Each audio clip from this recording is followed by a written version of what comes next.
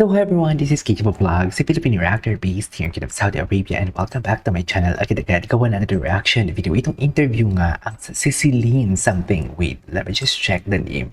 Celine Dizon, nabaliw si Idol sa ginawa niya with Celine Dizon. So this is the podcast of Tio Brie, or I think tinatawag nilang direct if I'm not mistaken. So once again longer, I'm really excited to watch this one. But may napansin lang din naman ako dito. Dito sa introduction pa lang ng video, after ng tinanong ni Tio Brie, or Tio Brie should I say, about sa next question na parang ang dami nga nagsabi na si Ginoo daw talaga yon. Kasi according sa comment section, the first two is pambansang Ginoo from GMA, tapos palagi daw may kasama na PA, which is si yung PA ni David Licauco for today's video. Pero tanong ko lang, bakit parang sunod-sunod, no? Sunod-sunod talaga siya, no? Sinunod-sunod talaga nila si David Licauco for today's video, or si David Licauco o si Ginoo.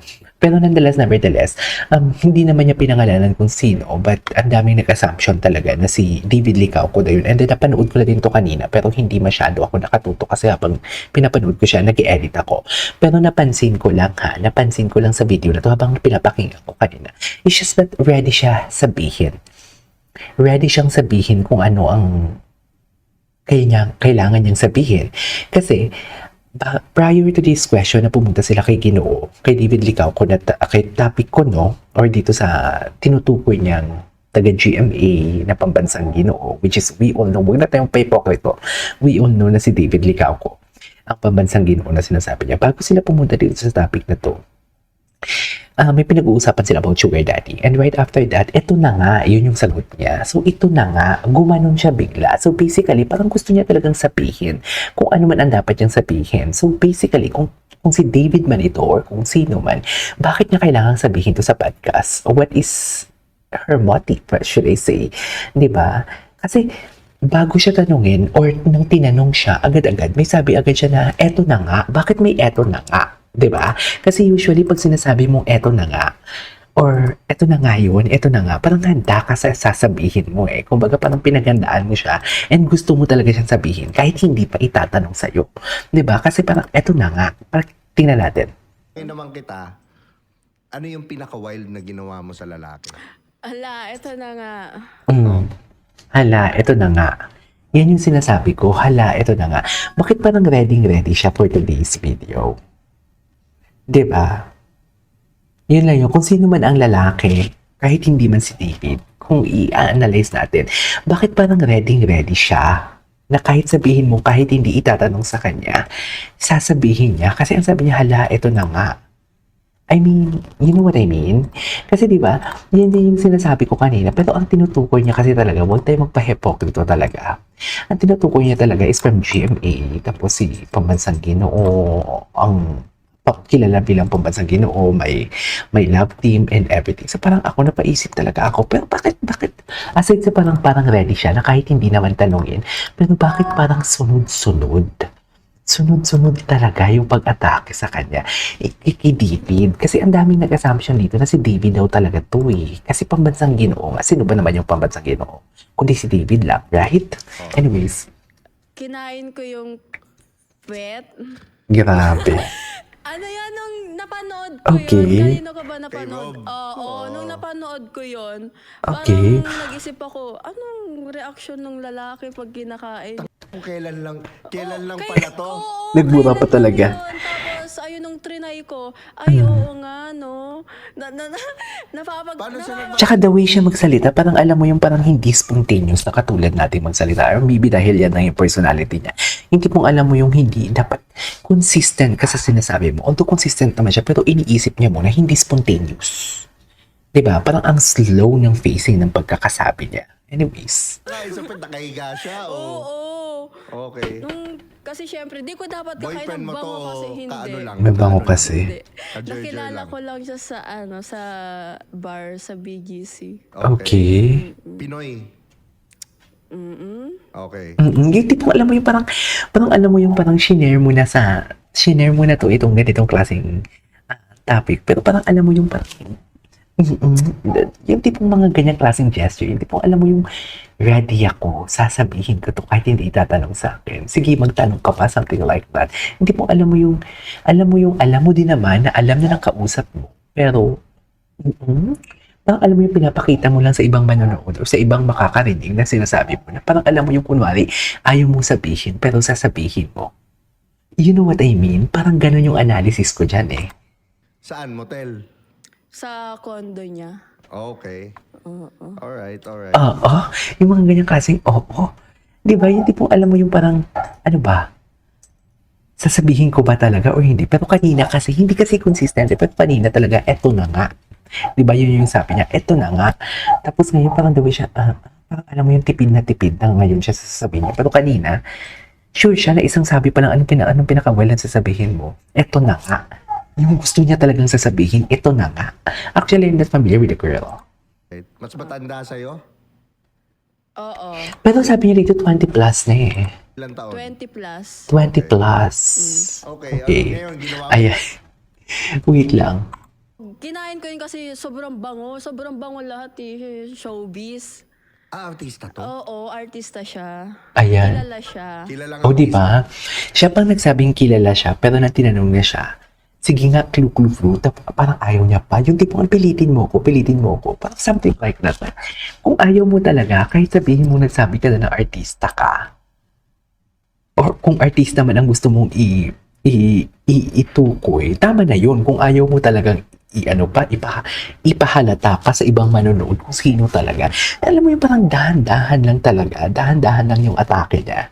Pero gusto niyang isiwalat, pero may kakonting, pilitin mo muna ako para hindi halata na intention ko na sabihin talaga to.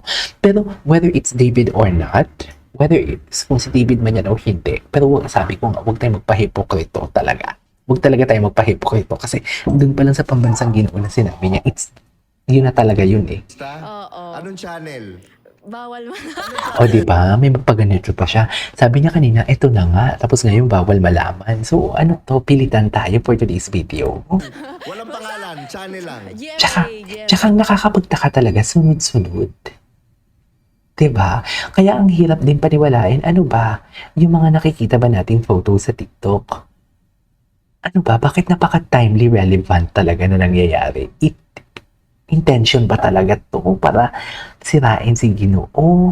Or accidentally lang? Ano ba ang nangyayari for today's video? Yan din yung hindi ko maintindihan. Sa totoo lang, na parang, this is so timely relevant. GMA? Oo. Action? Comedy? Heartthrob?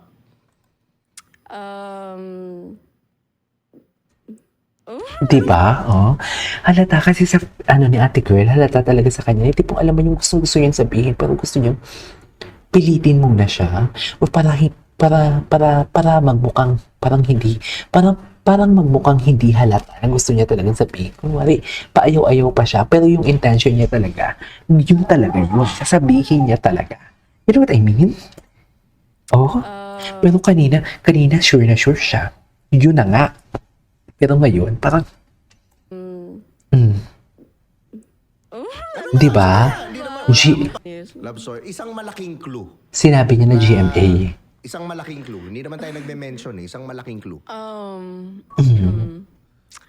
Yung sinasabi nila. Ano? Ayan. O, di Basta ba? sinasabi, Maginoo daw siya. May pahala-hala pa siya talaga. Sinasabi nila. Ano? Oo, di ba? Alam mo yung expression na hala, alam mo yung parang, alam mo yung tipong, how do I say this? Tipong scripted. Yung tipong gano'n na parang, we don't know.